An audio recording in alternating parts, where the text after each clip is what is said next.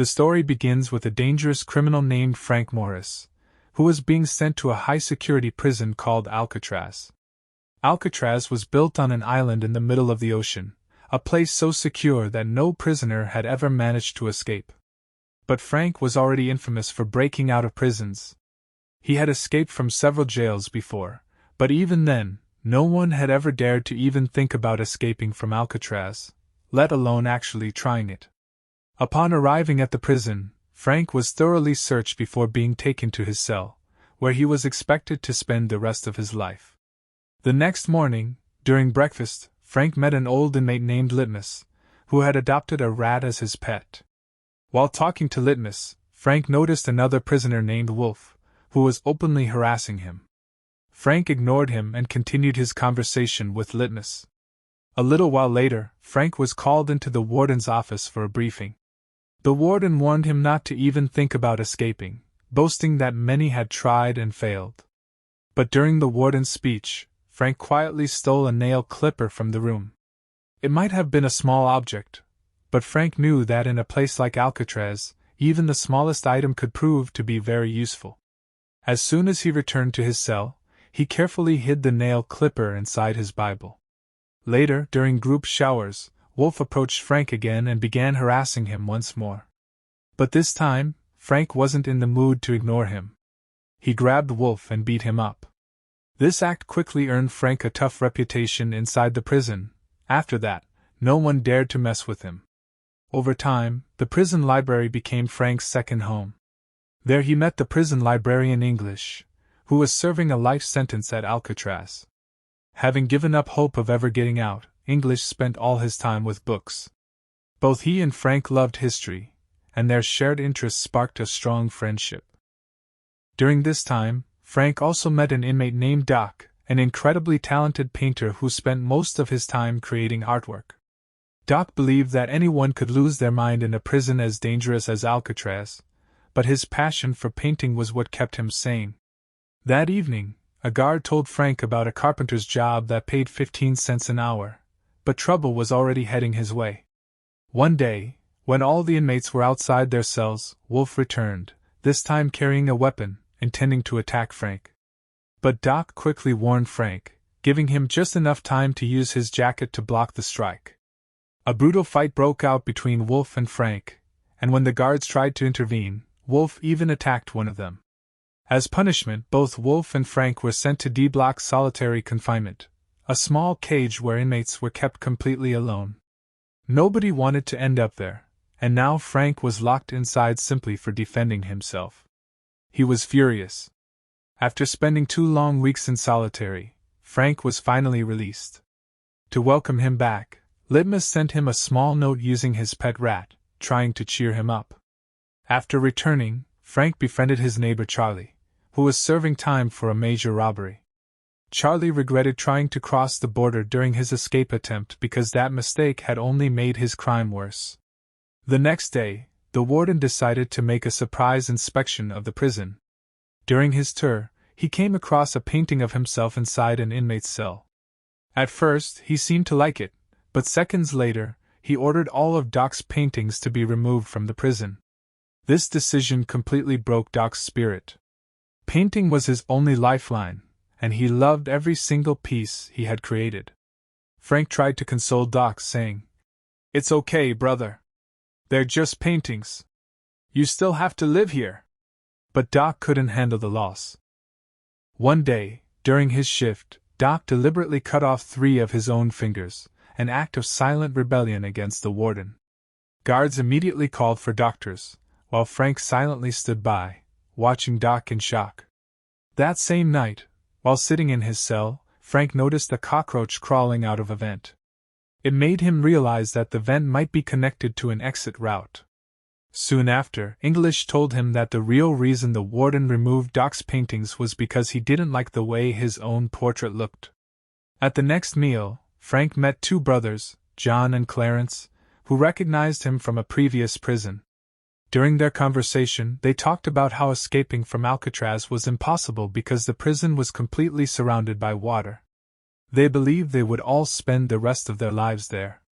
But their words planted a new idea in Frank's mind. Frank didn't just want to survive, he wanted to make history. He now set his sights on becoming the first man to ever escape from Alcatraz. That night, Frank used the nail clipper he had stolen from the warden's office to start scraping away the cement around the ventilation grill in his cell. Whenever he heard the footsteps of the guards approaching, he quickly hid the clipper inside his Bible and pretended to be reading so that no one would suspect a thing. With time, his hard work began to pay off, and slowly the cement around the grill started to weaken. Meanwhile, during visitation hours, English and Charlie went to meet their families. English felt extremely hesitant to talk to his daughter because she had grown up so much in his absence, and it broke his heart that he had missed her entire childhood. On the other hand, during his meeting with his wife, Charlie learned that his elderly mother's health had severely deteriorated, and according to the doctor, she had only a few months left to live. This heartbreaking news ignited a strong desire in Charlie's heart to escape from Alcatraz at any cost. The next morning, during breakfast, Frank revealed his escape plan to John and Charlie. According to Frank, the salty water and air around the island had weakened the prison walls over the years. Because of this, they could scrape away the cement and remove the ventilation grills, crawl through them, and reach the pipelines, eventually finding a way out. But one big question still remained: even if they managed to get out of the prison, how would they cross the ocean? To this, Frank replied that Clarence worked in the prison clothing department, so he could secretly steal raincoats and a little rubber cement, piece by piece. Using those materials, Frank claimed he could build a life raft and life jackets. "Trust me," he said. The plan impressed everyone, and they all agreed to work together. That night, as usual, Frank continued scraping the cement in his cell, but this time Charlie stood guard outside to make sure no guard discovered their secret. However, the nail clipper was too small and blunt, which made the work extremely slow and exhausting. Frank had to use a lot of force, and as a result, his hands were covered with painful cuts. The next morning, Frank shared this problem with the group, and they all agreed they needed a bigger and sharper tool. While thinking of a solution, Frank's eyes fell on his spoon. He immediately rubbed it on his shoe to make it look dirty, and then called a guard, complaining that his spoon was too filthy to use. The others joined in, requesting new spoons. The guard didn't suspect anything and agreed to exchange them. When they went to the front desk to get new spoons, John distracted the guard with small talk, giving Frank the chance to pocket an extra spoon. But that wasn't enough. Frank also traded 20 days' worth of desserts with litmus in exchange for other small items he needed.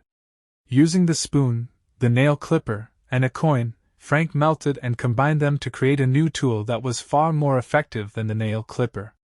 That very night, as Frank was rapidly scraping the cement, a guard unexpectedly approached.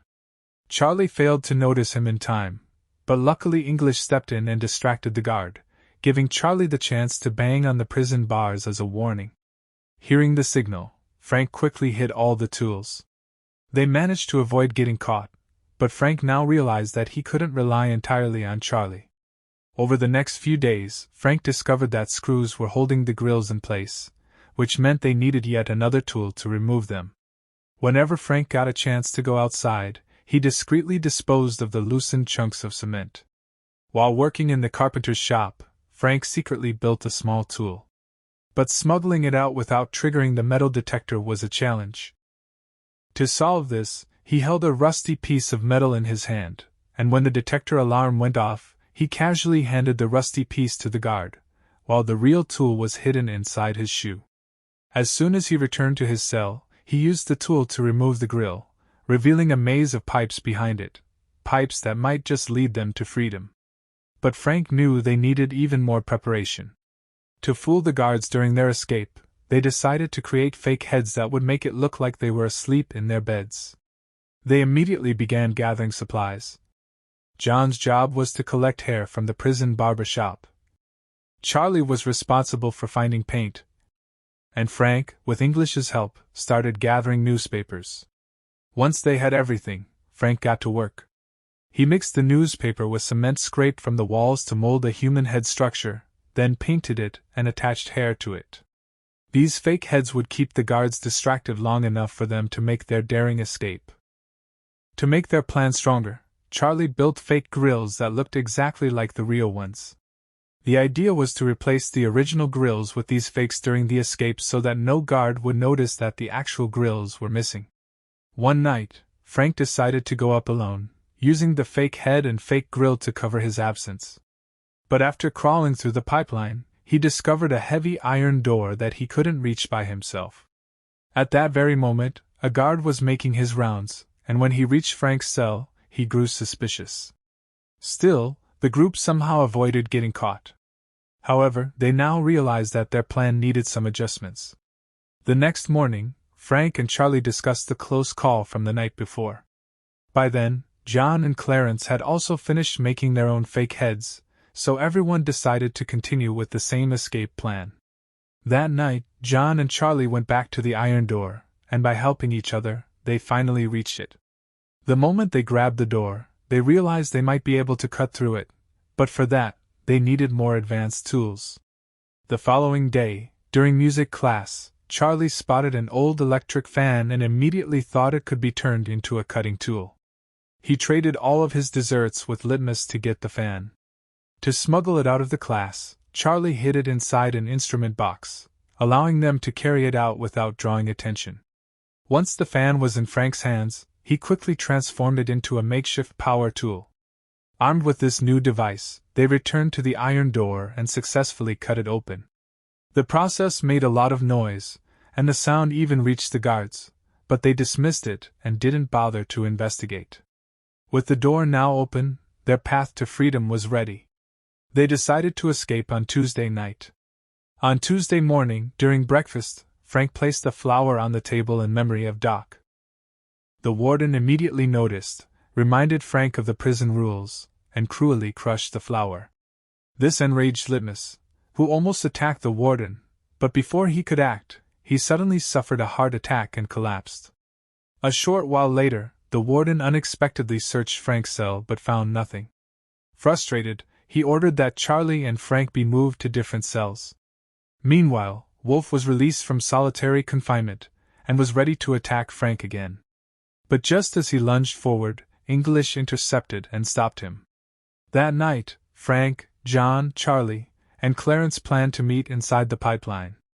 But at the last moment, Charlie panicked and backed out of the plan. The other three, however, proceeded exactly as scheduled. As Charlie watched his dream of freedom slip away, the others moved forward.